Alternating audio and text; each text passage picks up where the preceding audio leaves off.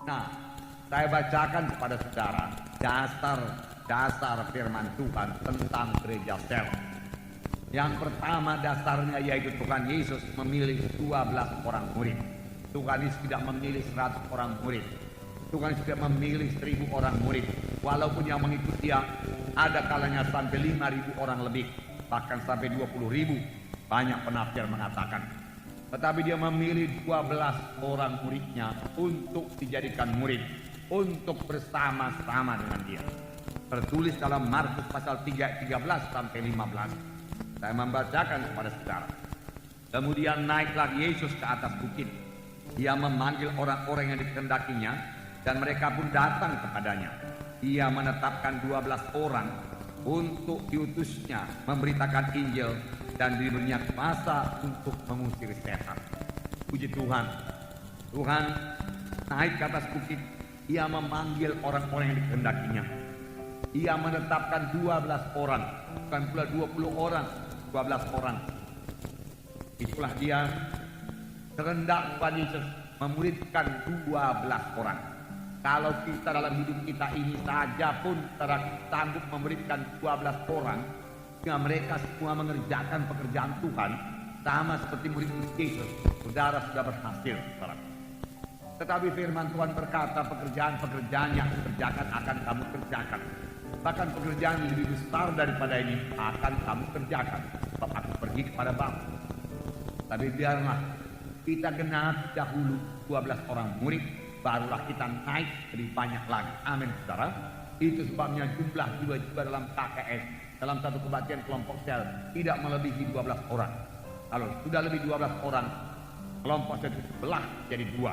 Tetapi sebelumnya tentunya harus ada yang jadi murid yang bisa memimpin KKS. 12 orang kudusnya memberitakan Injil.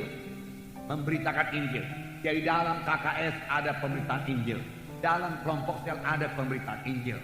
Dan diberinya kuasa atas setan-setan. Jadi sekaligus Tuhan melengkapi. Tuhan bisa melengkapi. Dan Tuhan mau melengkapi kita. Untuk menjadi pemimpin kelompok sel, bukan berarti saudara mesti bertalenta luar biasa, berhikmat luar biasa, tidak. Tuhan Yesus memilih orang-orang yang biasa saja menjadi muridnya. Karena apa? Karena Tuhan Yesus lebih mementingkan penyerahan diri daripada kesanggupan. Kesanggupan bisa diberikan Tuhan, tapi penyerahan diri seseorang kepada Tuhan tidak bisa dipaksakan Tuhan. Itulah dari diri kita sendiri. Tapi saya percaya siapa yang menyerahkan diri kepada Tuhan akan diberkati Tuhan, akan dipakai Tuhan, akan dilengkapi Tuhan. Amin, saudara. Puji Tuhan. Kita lihat lagi yang kedua dasarnya, yaitu dari gereja pertama. Sidang pertama bertemu di rumah-rumah. Yang pertama bertemu di rumah-rumah juga pada waktu dia masih ke bait Allah.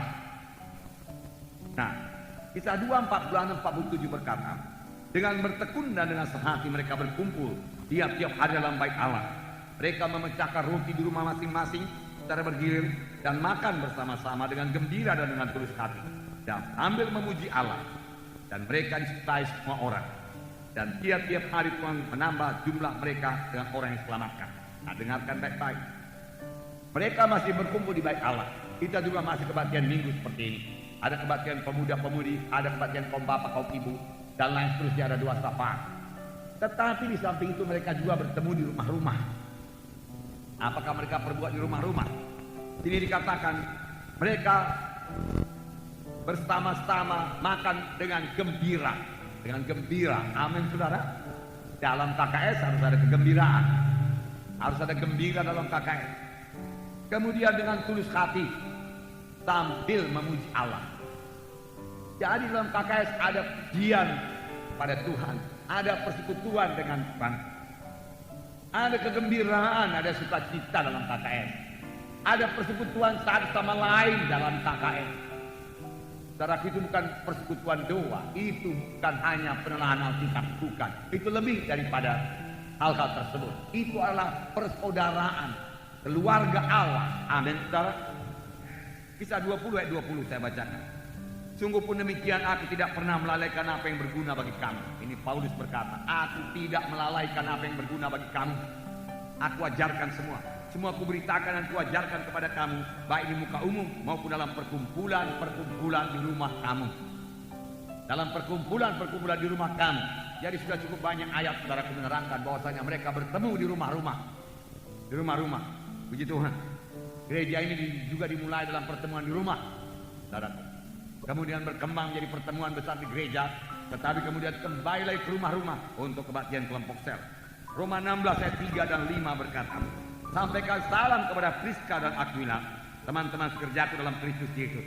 Salam juga kepada jemaat di rumah mereka. Jadi ada jemaat di rumah Aquila dan Priscilla. Ada jemaat, puji Tuhan, tidak heran Aquila dan Priscilla diberkati Tuhan, karena mereka menampung sidang Tuhan di rumahnya. Lalu dalam rumah itu hadir Roh Kudus, hadir kuasa Tuhan, sama sebagaimana rumah Obed-Edom diberkati dalam segala perkara karena dia menampung baik Allah di situ.